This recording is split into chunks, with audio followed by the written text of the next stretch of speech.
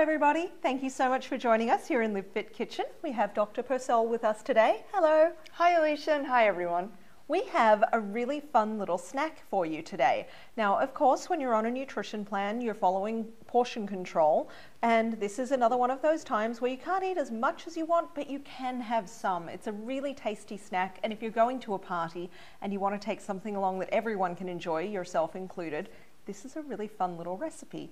Tell us all about it. All right, let me take you through the ingredients. So what we have are roasted and spiced chickpeas. We start with one 15-ounce can of chickpeas, rinsed and drained, 1 tablespoon of grapeseed oil, 1/4 teaspoon of cumin, 1/4 teaspoon of coriander, 1/4 teaspoon of ginger, and 1/4 teaspoon of hot paprika. All of those need to be ground because we want to coat the chickpeas, as you will see, and if they're in seed form, it would be too difficult to do.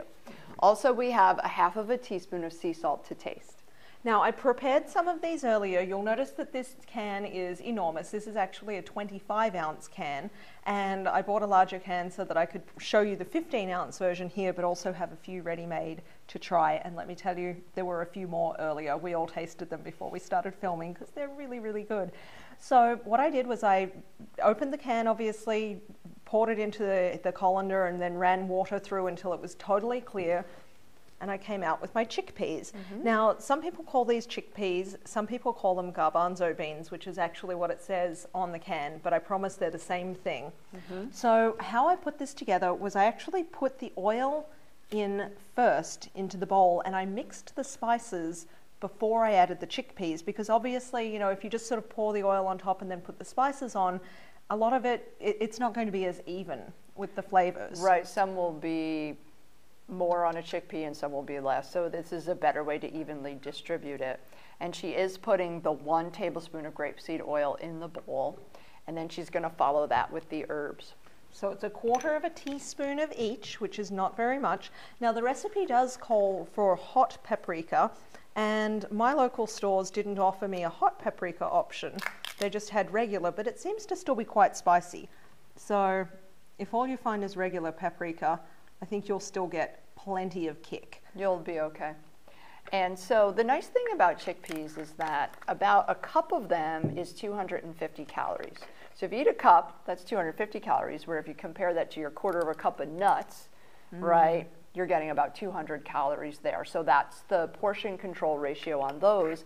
Additionally, 1 cup of chickpeas has 12.5 grams of fiber, which is unheard of. I mean, an amazing amount. I mean, we're lucky if we get 3 grams of fiber out of a slice of bread or something. So when we're talking about 12.5 grams out of 1 cup of chickpeas, a lot. And that's also why they've got a good reputation for cardiovascular disease and helping lower cholesterol, be anti-inflammatory for the vessels. Wow.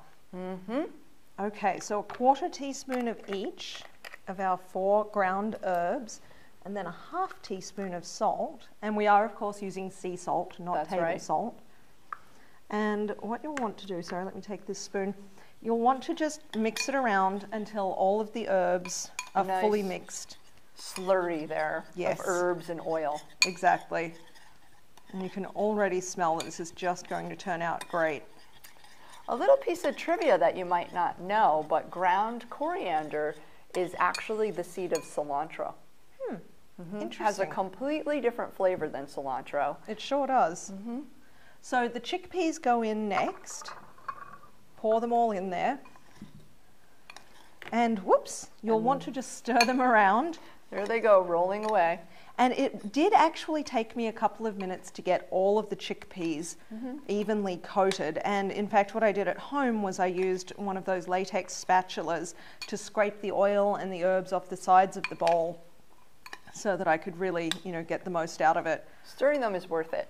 It is. Yeah, you want to get a really nice even coat. Good. So you can see they're all coated there.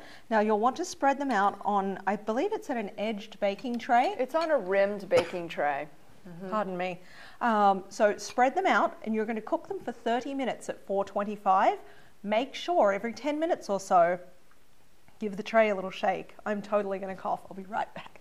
So if you use a rimmed baking sheet, what ends up happening is that as you give the chickpeas a little shake, they won't roll off and fly all over your oven.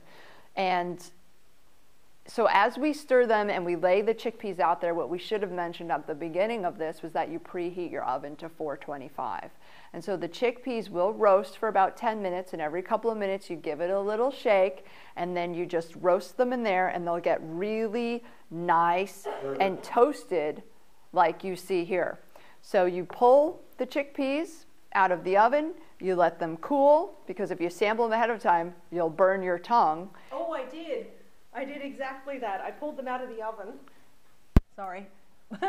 Plugging my microphone in, I did exactly that. I did burn my tongue. I pulled them out of the oven. I thought, oh, these look and smell so good. And I grabbed one and I put it in my mouth, and I heard the sizzle as it hit my tongue. And I went, wow, that's really hot. And that's human nature, so don't make the same mistakes that we've made. Please. The other mistake that I did make was I didn't let them fully cool before I put them into the container for storage. I ended up putting them into the container and leaving it uncovered, but I let them finish cooling in the container. Leave them on the baking sheet, because these will stay fresh in the refrigerator in a container for up to 2 weeks. So if you do let them completely cool first, they will still be a little crunchy, whereas if you put them in the container, they get a little soggy. Yeah, half of mine are crunchy, half of them are just that little bit soggy. Now, do cook them for the full 30 minutes as well, because I pulled a few out at 25 minutes because they looked done, and they really weren't. It really did need that extra 5 minutes. So I've already had a few. Go ahead and try them. I think I will. I got a crunchy one. And they are quite spicy. There is a little bit of a kick to this. So if you're not into spicy, or you have small children that are not into spicy, test them before you set them loose on everybody. Thank you so much for joining us. Bye-bye. Bye-bye.